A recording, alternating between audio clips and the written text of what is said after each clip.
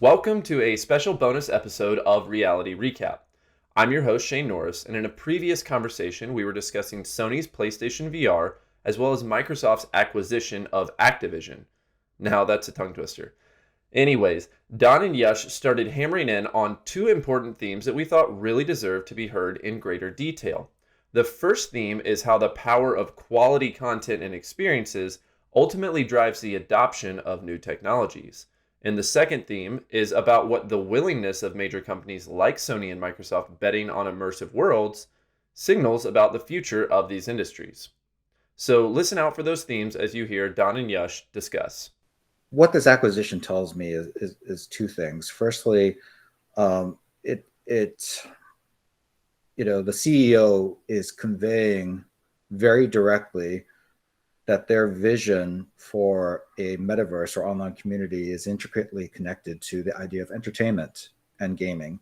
And I think that's really, really smart because at the end of the day, people aren't just going to go into another reality or another virtual community unless it's fun, unless it's engaging, unless there is real entertainment value. And gaming is really connected to who we are as human beings, as people, as we learn things through games, we grow through games. I think my perspective personally on gaming has changed so much and shifted so much more positively to the point where I'm no longer ashamed of being an avid gamer and playing video games.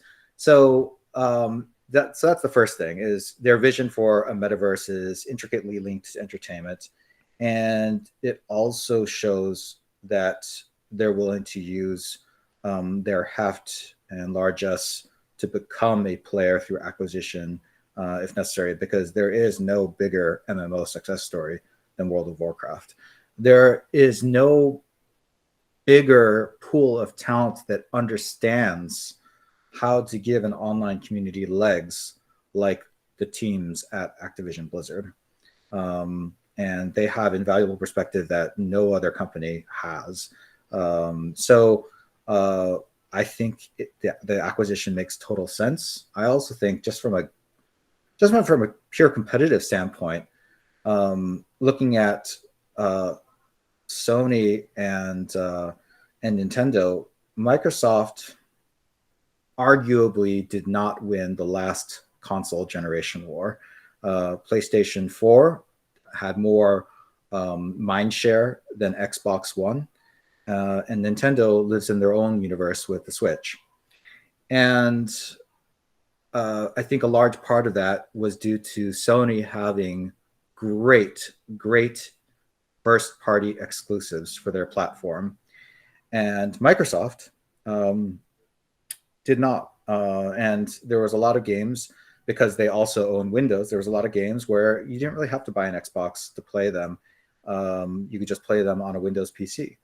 And so these acquisitions, starting with Bethesda, which I think was a smart move, and now Activision Blizzard, Microsoft arguably has an incredible portfolio of gaming IP properties. And I think that their Ultimate Gaming Pass and their Xbox Live services are going to be the best deal in gaming subscriptions around going forward. Gaming is what's going to draw users to the metaverse. And we saw Pokemon Go, how they introduced AR, and everyone is familiar with AR after that point. And I feel like the Facebook and Meta did that with a lot of games, like Beat Saber is super famous. Everyone wants to play it, but they're gonna go explore and look at other things inside the headset because they played Beat Saber. So it's just gonna draw a lot of users in. Most people don't realize that Microsoft has its own VR/XR platform, Windows Mixed Reality. And most people don't know it because it hasn't really taken off. And it hasn't really taken off because Microsoft has not yet to date bet the whole hog on that vision. And so I think a move like this is a good sign that they're starting to allocate the attention and the capital that immersive virtual worlds deserve, because they had the platform, they had the hardware platforms, mixed reality, Windows mixed reality headset manufacturers, but they didn't have any traction because content is still king. Now, with this acquisition, they will have some of the best content creators around that understand both online community and entertainment within the context of online community. They're set up to succeed. Now, whether or not they will, that's a matter of execution and of making sure that the talented people at Activision Blizzard are, and these studios under that umbrella, are properly motivated and enthusiastic about a mixed reality or immersive vision. But they're starting to line up all the building blocks into place. So essentially, by Microsoft acquiring Activision, they're gaining access to an arsenal of quality content, but also quality content creators who already understand the idea of building thriving online communities. So this highlights the theme that the content is inevitably what will drive adoption of technology and will also likely be what drives migration into more immersive metaverse experiences. And Microsoft is really banking on that. This theme of content being king and an important driver of adoption was also brought up in the discussion of Sony's PlayStation VR, but more so in regards to the adoption of the hardware itself. Let's listen. I was hoping for it to be wireless, and I'm extremely disappointed that it isn't. We already have Quests that are wireless, and we can even stream to them, although it's in beta still. That's fine. I was hoping for it to be wireless so we could play without cables. Do you think the cable, as inconvenient as it is, do you think it's going to make any additional converts to VR that wouldn't have been consumers or converts to VR already? Yes. People hate being constricted. They when okay, my friends came over when I had the Rift S. They didn't want to keep playing because they kept getting stuck when they're trying to like hit stuff. You're playing super hard, you're punching things, and their cable's getting stuck. But now I have the Quest and we just stream it. People want to keep playing because they don't get annoyed. So once they try it without cables, they're gonna stick to it. The PlayStation 5 is just so much more powerful than the PlayStation 4. So much more powerful. And so much more affordable for the power, even compared to gaming PCs. And so I think that creating a headset with the PlayStation 5, I think, is a great direction to go. I don't know. I don't know if I'm not entirely convinced that going wireless between the PlayStation 5 and the headset would positively influence use of the VR headset compared to a tethered solution. I think it comes back to content. If the content is compelling enough, my personal opinion is people will put up with the cable. The only problem with all these gaming console scenarios is that whenever something is an accessory, it always seems to just flop, whether it's Microsoft Kinect or some other bespoke controller or accessory. It's just, and that comes back to content. It's people are not incentivized to create the content if only a minority of platform users actually have the accessory. So it's going to be interesting to see how aggressively PlayStation or Sony pushes the PSVR 2 accessory and really proof is in the pudding. It's going to see, it all depends on whether it's not Sony really pushes and invests in first party content titles for VR. I've spent a good amount of money in building a great gaming rig and a big 65-inch TV in order for me to play Microsoft Simulator, to play Forza Horizon 5. And I know a lot of other people will do that too, because at the end of the day, they want to pretend that they're in a racing car. They want to pretend they're in the air. I bought Skyrim VR, but then I read the reviews. I read the reviews before I bought it, so I knew what I was getting into. But it basically says you got to apply a crap ton of patches in order to make the experience compelling enough to play long term.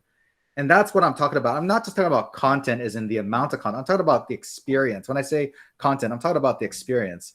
The experience has to be compelling enough that I want to stay there. I think if someone were to give me a great Skyrim experience in VR, I could envision myself spending regular time in there because it was a fantastic world that I would want to go back to over and over again. But the experience is about the content, it's about the controls, it's about being able to do things without being frustrated, do things efficiently without being frustrated, feeling like you're in control. There's nothing worse than controller lag. And the reason why is because you feel like there's now one step of abstraction away from you and the reality you're interacting with. And the same way, I think clunky VR controls still inhibit people from feeling like they want to stay in that experience. So I think field of view is a part of it. I think screen resolution and graphics and realism are a part of it. And I think controls are part of it. I think rich content is a part of it. It all adds up to a great experience, which sadly to say, I haven't had a sufficient number of like great experiences in VR. Doesn't mean I don't believe in VR. It doesn't mean I don't believe in immersive content. I think those immersive experiences are our future, but we're taking baby steps in creating great VR content. Yash, what do you think? think Fight you're me. right. I think you're right. But I think the wireless aspect does play a big role, a bigger role uh than I think a lot of people think. Like I would buy, or people like me would buy a wireless headset that can stream games rather than have a cable.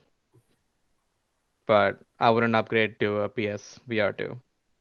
Unless like, okay, fine. Unless it's an awesome game which I can only play with the PSVR 2 because the PSVR 1 cannot handle it. So yeah, it does boil down to content again. Content and experience is still king. Fine. If I could get a great Skyrim experience on a tethered headset, I would live with the tether. I would feel it, yeah, but like I would live with the tether if it was a great experience. But you know, like part of it is, I mean, I'm generally not, I generally don't believe that great resolution and great technology makes content magically better. But I do think crappy technology can certainly make an experience worse. So I'm really, really excited about a future where I don't have to worry about those things. And then the content and the experience sell me on the merit of the content experience. The final theme worth highlighting in Don and Yash's conversation is about the willingness of some of these large tech companies to take on greater risk and have a competitive position in the metaverse. You heard Don mention earlier about how Microsoft previously wasn't betting the whole hog on the vision, but now through this acquisition, they're signaling that they are all in. Don had something similar to say about PlayStation VR. What gives me hope about Sony's commitment to VR is that we've said it before, content is king, and they're getting their first party studios involved and they're betting their brand on VR.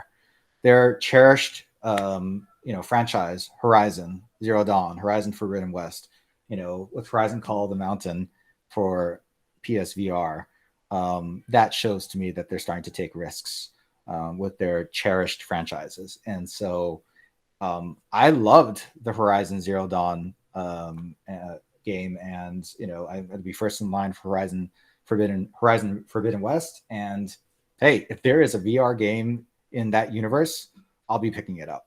So they're count me in, and hopefully they'll do the franchise justice. Ultimately, the guys predict all these companies betting more on immersive worlds means the industry will begin maturing more rapidly and that competition will make the metaverse better for everyone. I have said in the past that I am not excited about a single company like Facebook owning the metaverse, owning the basically the de facto immersive reality that we virtual reality that we live and play in. I'm not excited about the idea of Microsoft owning it as well, but I am very excited about a competitive marketplace where perhaps maybe multiple players might force a coalition of multiple partners and multiple organizations so that there's room for more than just a few people at the table.